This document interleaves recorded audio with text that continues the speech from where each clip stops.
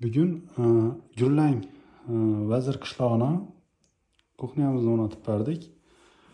Choko svetlardan ishlab berganmiz bu kuxnyamizni. LED lampochka qo'yib berganmiz. Tepasini tina.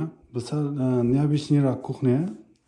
Bunday fasondagi kuxnyalarni kamdan kam kuzatamiz.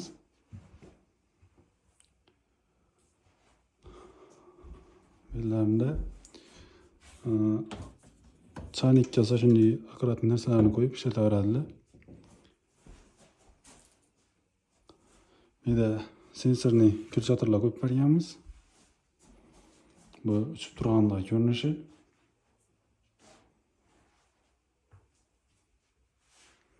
Bunga oyoq qo'yma dedilar, tegini serib ortganda yaxshi bo'ladi dedilar. Shuning uchun oyoq qo'ymay ishlandi. Beklanma ishlandi.